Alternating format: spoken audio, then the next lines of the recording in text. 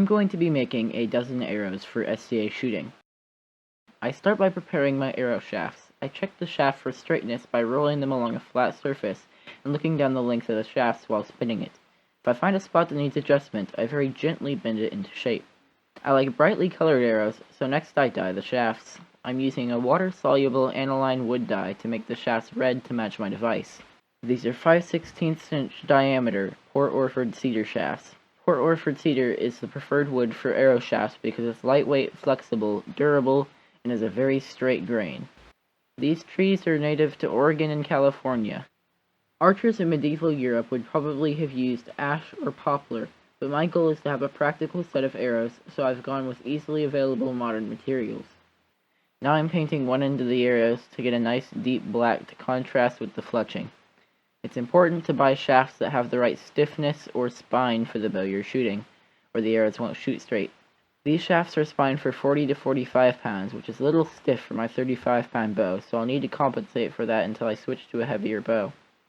For a further decorative touch, I'm adding thin stripes of enamel paint referred to as crusting. A machine called a crusting jig spins the arrow as you touch your paintbrush to it, helping you paint nice lines. This makeshift crusting jig was built by my parents from scrap wood and a motor from a thrift store sewing machine.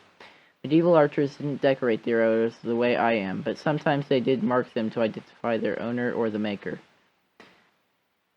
After the paint has dried, it's time to add a protective coating of polyurethane. First I spray the shafts with a light coat to prevent the enamel from running and smearing in the polyurethane dip. Holding an end that will be cut off later, I dip the shaft into this tube full of polyurethane, inserting it through a rubber gasket that will wipe off the excess as I pull it back out. Next we cut the arrow shafts to length based on my draw length or how far I pull my bow. The easiest way to do this is with a chop saw, which my parents say is much too dangerous for me to operate safely, so my dad helped me with this step. After that, I use a special tool like a big pencil sharpener to taper one end of the shafts to just the right size and shape. Then I glue on the nocks using Duco cement. When I'm gluing the nocks, I want to make sure that the notch for the string is perpendicular to the grain of the wood. Arrows flex when they are released, and aligning the grain this way helps the arrow flex around the bow correctly. Next I glue on the points. First I swab the inside of the points with alcohol to prepare them for the glue. Medieval archers used glue made from animal hides, but I'm going to be using a special resin glue that holds up well to the repeated impacts of target shooting. I hold the end of the glue stick over a flame until it begins to melt, then I smear some of the melted resin onto the tip of the arrow and add the middle point. I hold the point over the flame until it's hot and the glue is slippery, then I grip the point with pliers and twist to spread the glue and push the point into place. These are target points and are designed to do as little damage as possible. Medieval archers used a variety of points such as broadheads and bodkins that were often designed for specific purposes such as hunting or piercing armor. Finally, I spin the arrow to make sure I've got the point on straight. If I don't, then I can reheat it and adjust it. Now it's time to add the feathers or fletching.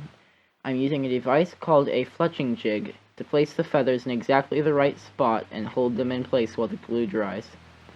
I have this jig set for helical fletching, which makes the feathers twist a bit around the shaft and gives the arrow extra spin and stability in flight.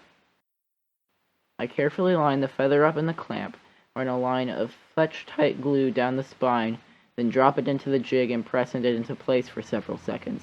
I allow the glue to dry for 10 minutes, then carefully remove the clamp. Sometimes I need to add glue to sections that didn't stick, and I always add a drop of glue on each end. Medieval archers wound string through the fletching and around the ends to reinforce the glue. I'm using 5-inch sections of left wing feathers. Whether you choose left or right wing, it's important that all of the feathers on an arrow are the same so that the arrow will rotate and fly correctly.